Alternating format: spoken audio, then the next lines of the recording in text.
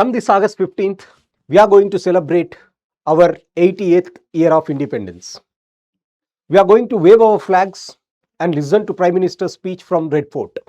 But here is a mind-bending question to everyone. Do you think that India is just 80 years old?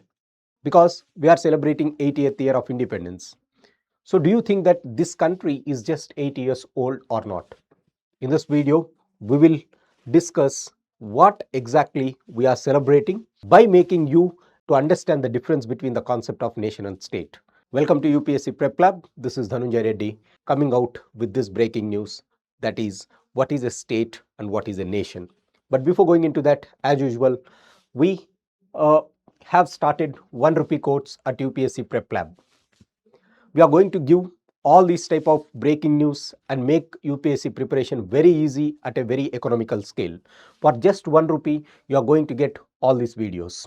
So if you are interested, subscribe to our 1 rupee course by going through the link that is given in the description box. So let's, ladies and gentlemen, come to the question, is India just 80 years old? What is the difference between a nation and state? This is the most pertinent and debatable topic of political science. And it is very important for UPSC because UPSC has already asked a question on what does a state constitute. So let's have a look at it. First of all, let's start with, when I ask you a question, what is family living in a house? Are you going to show father, mother and the children, or are you going to show building? What do you mean by a family? If you know the difference between family and the building, you are knowing the difference between a nation and the state. Let's start. What do you mean by a nation? To start first with, nation is a concept. It is entirely about people and culture. It is a group of human beings who share deep psychological bond. This is an emotive concept, a psychological concept where we are going to share our relationship.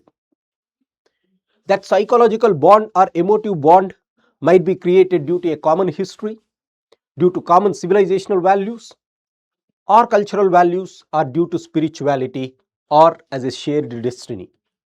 What is connecting us together is a nation.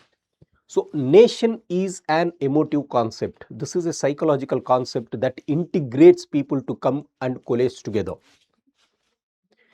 That integration can happen based on the language, based on the religion, based on the community, based on the caste, based on the civilizational values, or based on the notions of shared geographical territories. So that identity that exists in the individual is called national identity. So if you consider India as a nation with this definition, if you consider India as a nation, India is not just 80 years old. We, the people of Bharatadesha, have been integrated through the cultural affinity of Bharatavamsha. So we have deep inside us that we belong to this land and we are the descendants of this great ancient culture called Sanatana Dharma, you call it as, or the so-called, we call it as the so-called, we are the descendants of the great Bharata. So if you go by that logic, but by that definition, as a nation, India is very, very old. It is more than 5,000 years old.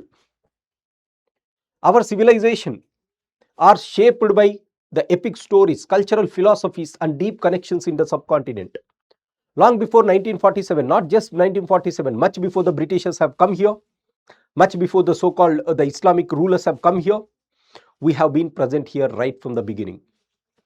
In India, if you trace the evolution of mankind, it can be traced back to the so-called Neolithic periods, somewhere around 5000 BC.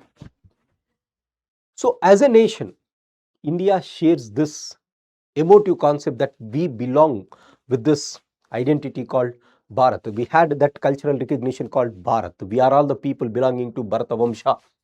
So as long as this concept is present, you can say that India is as old as 5000 BC and it is one of the finest civilizations that we have seen. Now this concept is not a very new concept. Go back to the times of Mauryas in the year 300 BC. The great Ashoka has integrated this country based on this cultural affinity that we belong to one common entity. So Ashoka was the Chakravarti who has integrated this entire country right from the so-called the borders of Afghanistan to the present day, the so-called Assam and the so-called Kerala. So whatever you are seeing here is the empire that was created. Now, this empire creation itself shows that the feeling of Bharata or the feeling of Bharata Desha was present inside the people.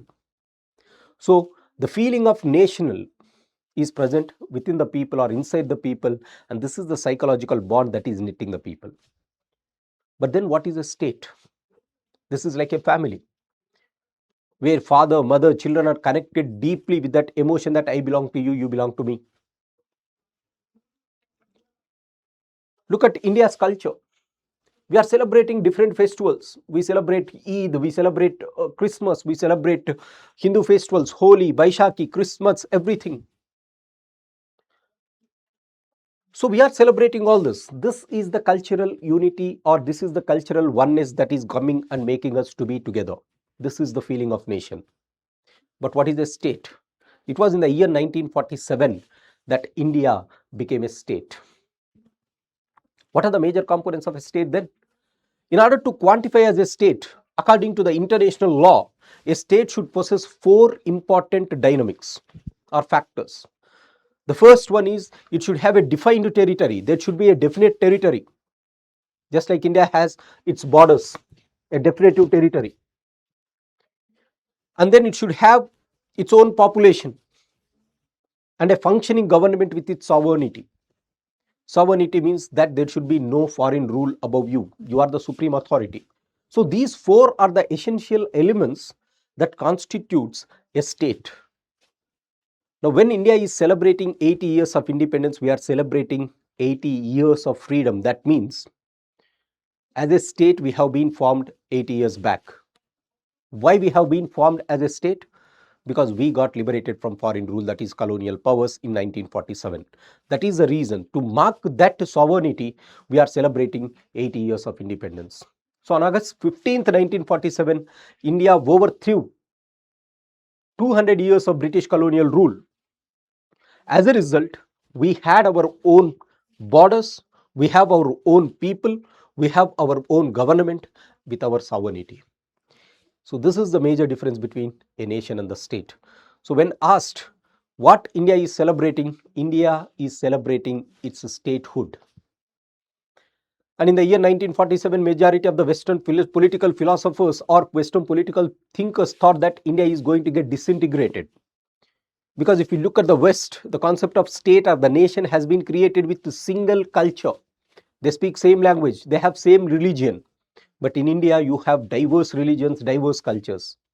So India is an outliner in the concept of the state, because despite having multi-linguistic, multi-cultural, multi-civilizational values, we as a nation has stood together with the feeling of oneness. So this is the feeling that we have to carry forward as India is going to celebrate much more years of freedom. So India as a state is just 80 years. India as a nation is as old as any of the civilizations that exists on this world. This is what we have. Let us be proud to be belonging to this Vamsha of Bharata Desha. With this, I wish everyone a very happy Independence Day. Jai Hind, Jai Bharat.